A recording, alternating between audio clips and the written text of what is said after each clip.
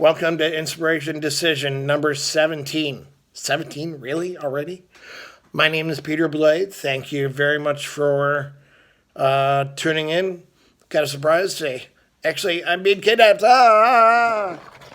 You're being kidnapped.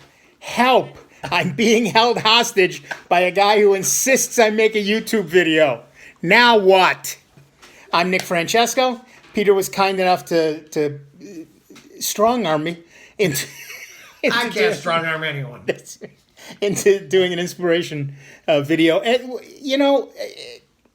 the problem I have is, who do I talk about? Because so many people inspire me for so many things. Peter inspires me. My friend Gina, who's got Charcot Marie Tooth, inspires me. There's a whole bunch of people who inspire me. But I want to talk about a person who inspires me, has inspired me my whole life. Very trite, very obvious. My dad. My dad was not a well-educated man. Although he did go to high school, but he was much older than his siblings and quit school to work to afford educations for them. And all his life, every single day, no matter what went on with the man, including the time he fell off a roof and put a pipe through his chest, he got up every day, he went to work, he did what he had to do to keep his family together. And although he never talked about it, he was not a preachy man. He did instill in me that feeling of get it done, get out there and do the work. And I've never shirked away from work. Well, that's not true. I've been on vacation enough times to shirk everything. When I go on vacation, I'm done. I'm done.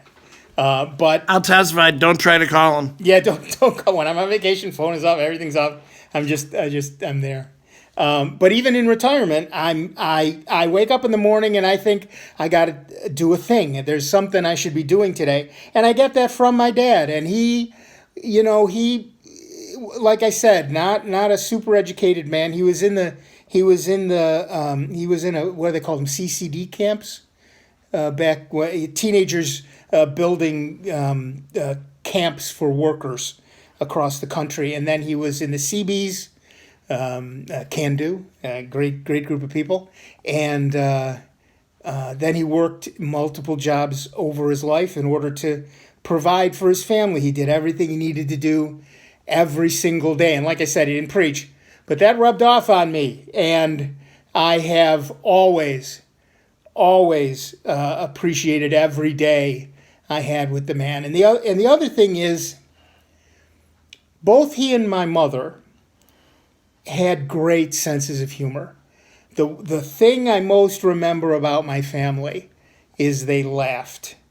They laughed all the time. Even in adversity, we laughed.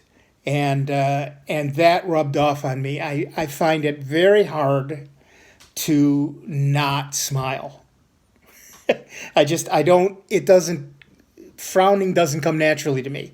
Looking at the funny side of life comes naturally to me. Looking at the good things in life come naturally to me. When back in the 30s, late 30s, early 40s, my sister brought home a fella to introduce her to the family. His name was Bel David Busri. He was a Pakistani gentleman and extremely dark. In the 30s, tiny little, very pale Italian ladies did not bring home tall, dark Pakistani gentlemen. But my father said, look, this is my sister, whom I love. She loves this guy. Let's see what he's got before I make any kind of a decision. And that also informed my life. It's why I don't feel a great deal of prejudice or that sort of thing. And I admit that I get short with people who are prejudiced. It's got nothing to do with any of this. It's all this and this. And that's my inspiration. I don't have much else to say about him. He was my dad, and he shaped my life, and I think for the better. That's it. And I, in turn, want to say that this series was inspired by you pushing me That's right. and saying, I need to do something, especially after my mom passed, and I was having some issues dealing with that. And, now that I'm laid off, you're like, you got the time. Yeah. And you pushed me to do this. We're on, what did I say, 16? Yeah, 17. 17. See, I'm losing already.